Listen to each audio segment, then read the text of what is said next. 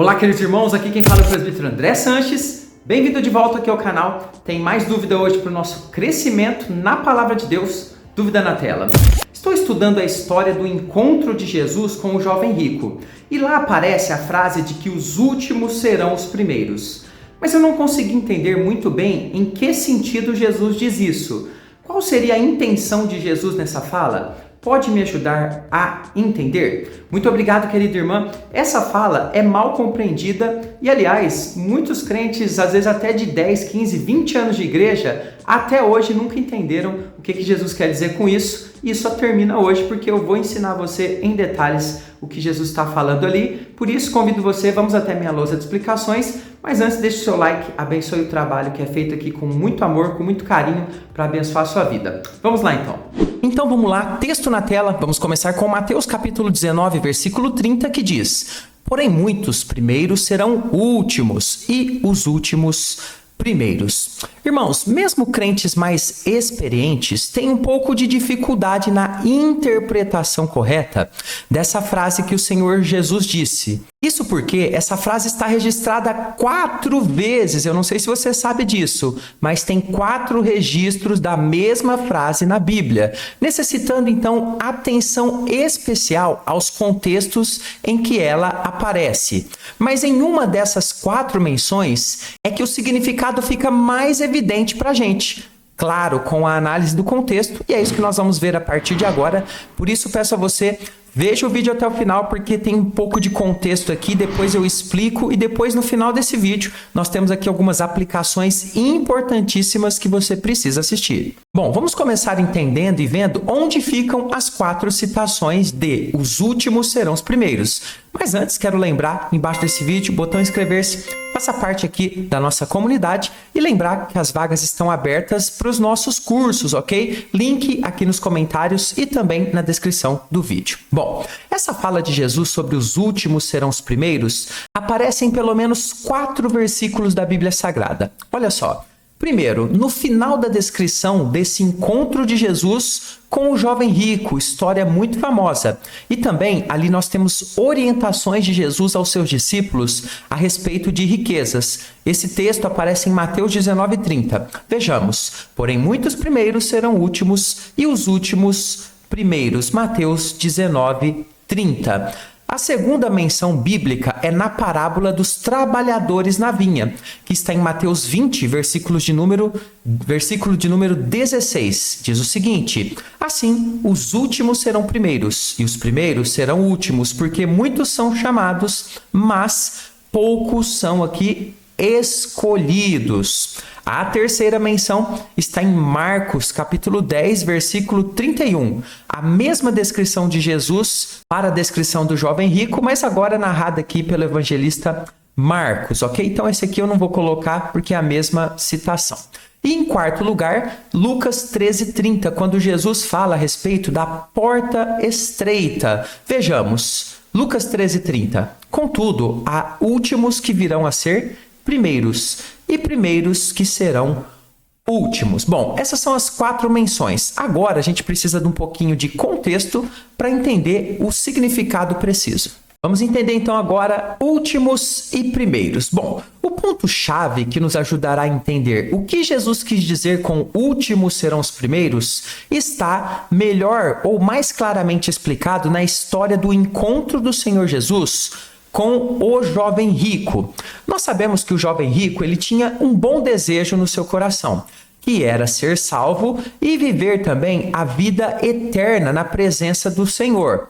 No entanto, no diálogo com Jesus, viu-se claramente que ele achava que conseguiria a vida eterna unicamente através das suas boas obras. É isso que ele transparece, dizendo que ele servia a Deus, que ele fazia isso, que ele fazia aquilo, que ele era justo e por aí vai.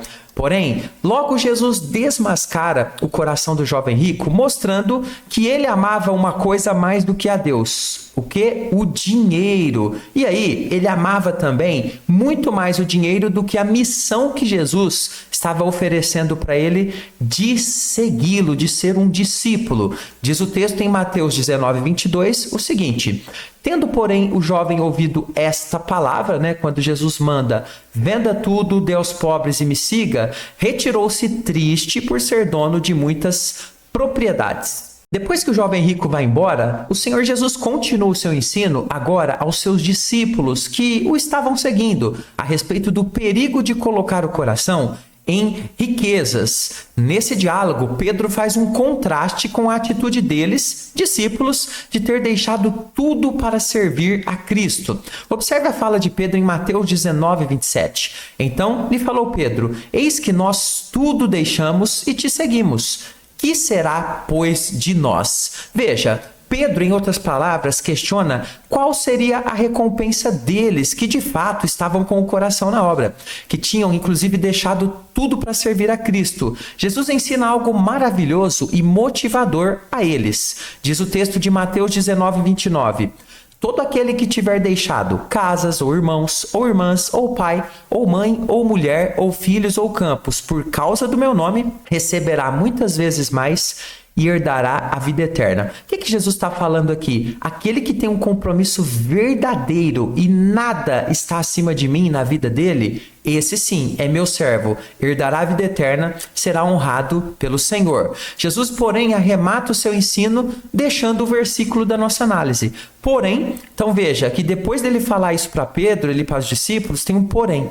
Muitos primeiros serão últimos e os últimos serão primeiros. Bom, olha só, segundo Cristo ensina, muitas pessoas serão surpreendidas, pois achando que por terem servido a Jesus primeiro, e aqui ele está falando de tempo cronológico, ok? Aqui nesse contexto, essas pessoas acabam crendo em seus corações, ou criando em seus corações, melhor dizendo, um sentimento de superioridade, de acharem que são os primeiros da fila, ou os preferidos de Deus, ou os melhores entre todos, e criando nos seus corações desprezo pelas pessoas. Esses muitos que Jesus cita, que acham que estão nos primeiros lugares, serão sim ultrapassados por aqueles que desenvolvem um coração mais excelente e humilde diante de Deus. Sabe por quê? Porque sabem que qualquer coisa que receberem é a graça do nosso Deus sendo derramada e não os méritos próprios. Porque se Deus não agisse na nossa vida, a gente não poderia fazer nenhum bem. Portanto,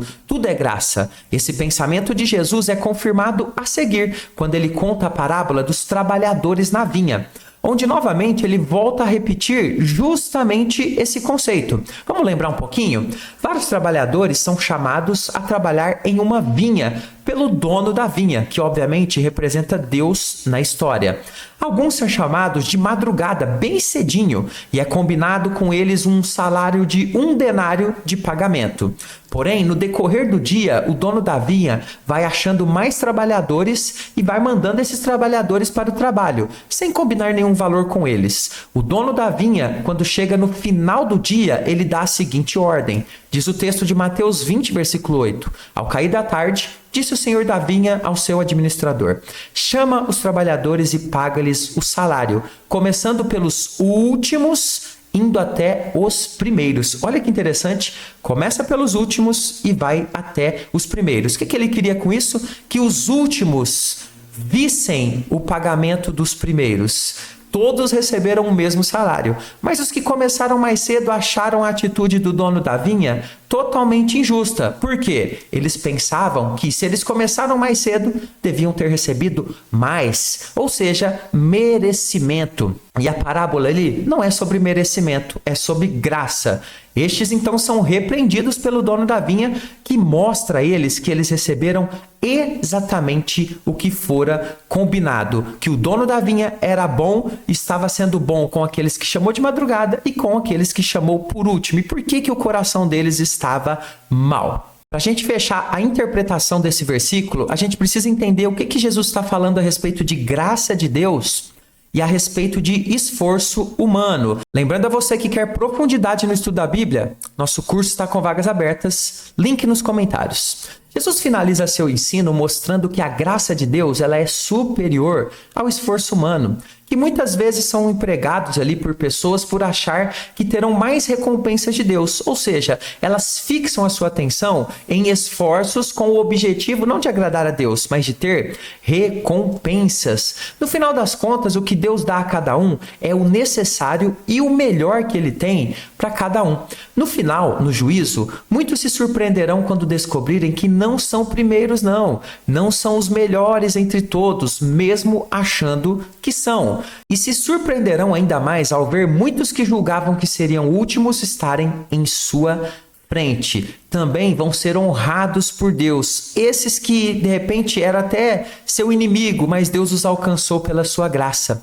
O fato é que nosso coração deve servir a Deus não em busca de recompensas e de lugares e privilégios, mas com gratidão por tudo que Ele fez, faz e nos dá diariamente. Não precisamos fazer comparações uns com os outros, pois cada um tem um chamado do Senhor, uma missão diferente. Não devemos ter inveja de outros ou julgá-los achando-os menos do que nós e nós mais do que eles. Podemos nos surpreender ao verificar que muitos últimos serão primeiros e primeiros serão os últimos. No reino de Deus não cabe presunção e muito menos sentimento de superioridade de ninguém. Como diz um escritor famoso, nós somos todos mendigos que encontramos o pão e comunicamos a outros mendigos onde tem esse pão. O único soberano é o Senhor e nós, os seus servos. O coração de servo é o que nos dá diante de Deus a certeza de que estaremos com Ele, não importando a posição em que estivermos. Isso é uma bobagem no reino de Deus.